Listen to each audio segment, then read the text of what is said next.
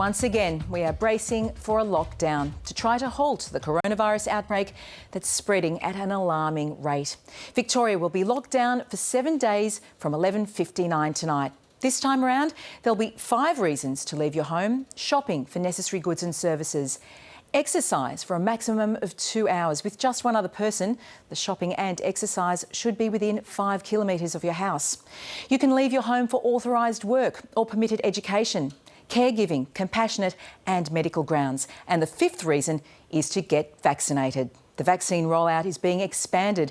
From tomorrow morning, people aged 40 to 49 will be able to get a Pfizer jab at one of the state sites, but you'll need to book first. We'll be crossing live to our reporters Margaret on the banks of the Yarra and Bridget Rollason at Melbourne Airport as we get reaction from business, community groups, the AFL and people right across the state. But first, state political reporter Richard Willingham takes a look at today's significant developments. Supermarket shelves stripped. It's become the knee-jerk response. This time it's because Adelaide sneezed and Melbourne caught a fever. In a few hours, Victoria will be back in lockdown for an unprecedented 4th time. We need to have this circuit breaker lockdown. We know that it works. We know that it makes a difference. There are 11 new cases overnight, taking the total to 26, linked to the South Australian quarantine breach. But more than 10,000 people are primary or secondary contacts. It's a very infectious strain. 10% of workers at this Port Melbourne business have tested positive. The number of exposure sites have doubled, and some of the locations have authorities worried. Indoors, without a mask and exerting yourself, shouting, singing, these are high-risk activities. We need to watch them very closely. It's why the state has been plunged into lockdown once again. From midnight, you can only leave your home for supplies, medical care, caregiving or exercise for 2 hours.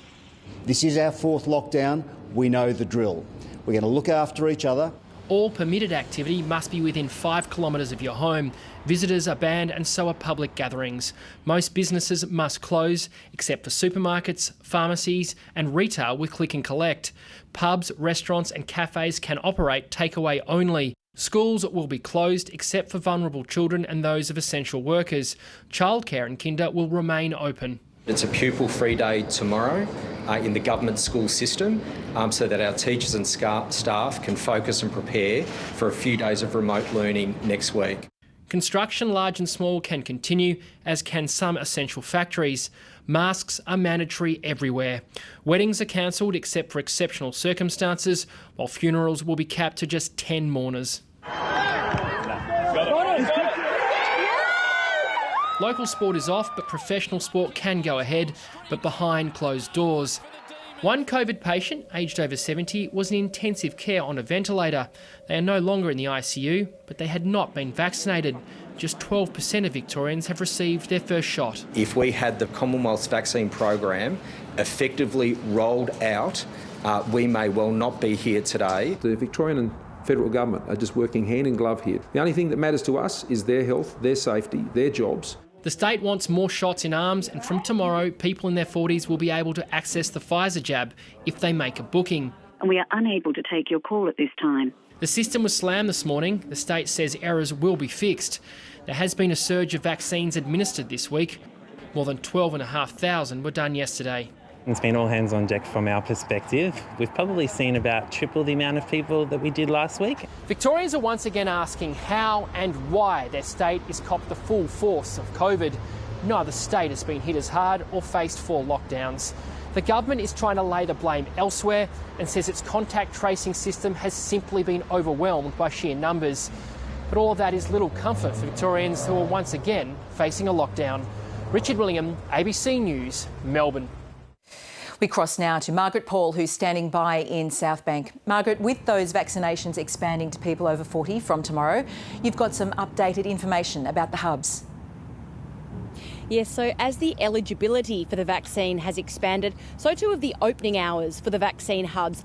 The Royal Exhibition Buildings in Carlton is expanding its opening hours from tomorrow, so it'll be open from 8 a.m. to 8 p.m, and that's from tomorrow through till Sunday, but I've been told that could extend depending on what happens over the next few days. But that really is good news for all those Victorians, particularly in that 40 to 50 age bracket, who are hoping to get vaccinated in the next few days, Mary. Good news indeed. And Margaret, what's the feeling in town tonight? Mary, there's a lot of disappointment, a lot of frustration.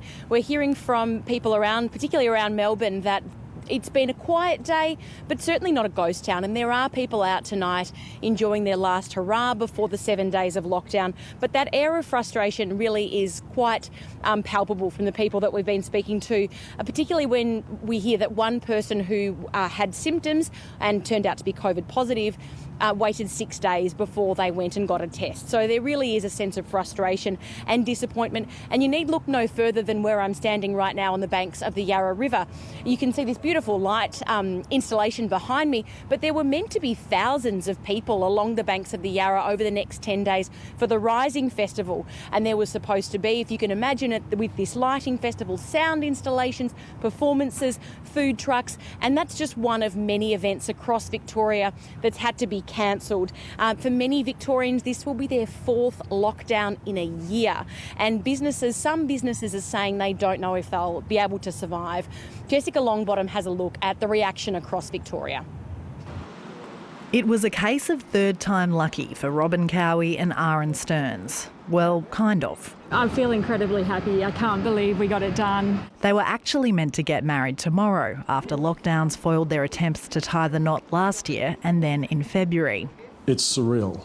It's freaky. I don't even know how this is possible. So they decided to rush it forward to today and celebrate with their 25 guests later. Nice way to begin a lockdown, I think. Yeah. But it wasn't a happy occasion for others. This pub is swinging to takeaway only, but 500 bookings and $50,000 in expected takings are gone. Previously, when we had to do this before, JobKeeper was a lifesaver. Now it's going to be really, really tough. While full-timers will get a wage, most casuals won't. A week like this can set you back a month. And sometimes it gets to the point where you just don't know what to do.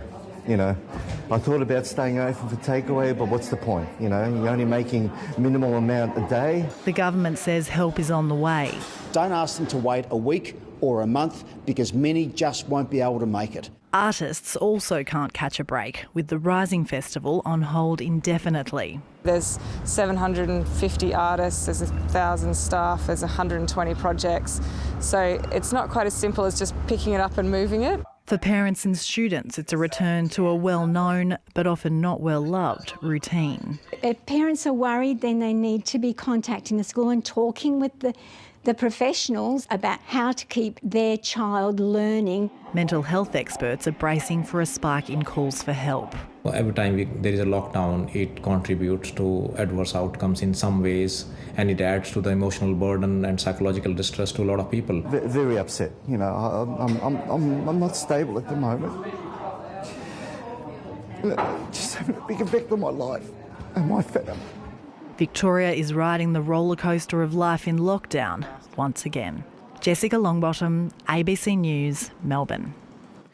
And Bridget Rollason joins us now from Melbourne Airport, where she's standing by. Bridget, we're just hours away from the lockdown being enforced.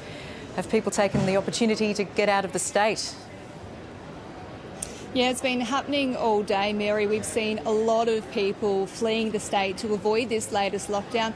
Even now here at the airport, it's still quite busy.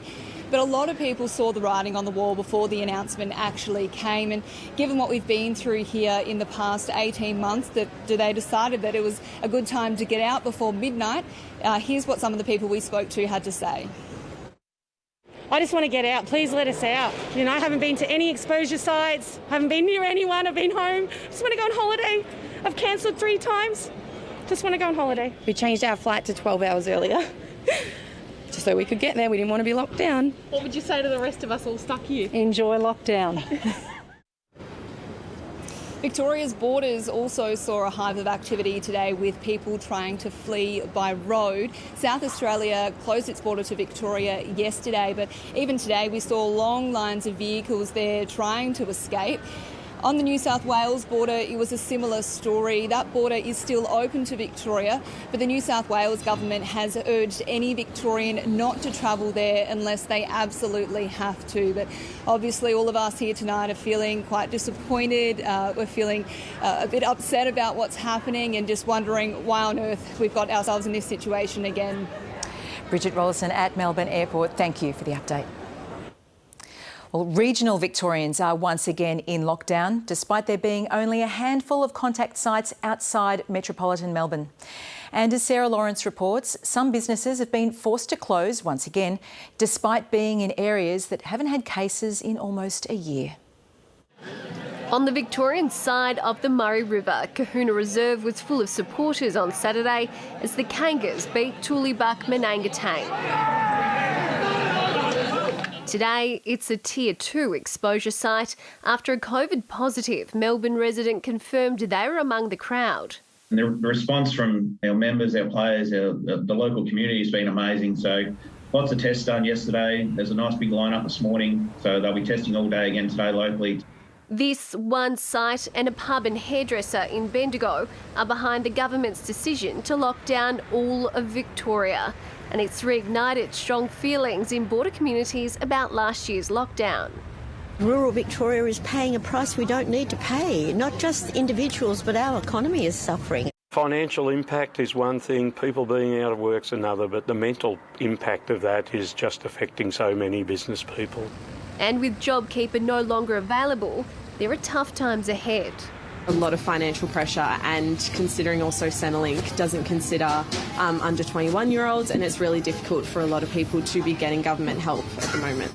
Sales Criterion Hotel is more than 200 kilometres east of Melbourne in a community that's been COVID-free for almost a year, but it's also being forced to close. It's just absolutely ridiculous that regional Victoria goes into lockdown. Melbourne sneezes and we catch the cold.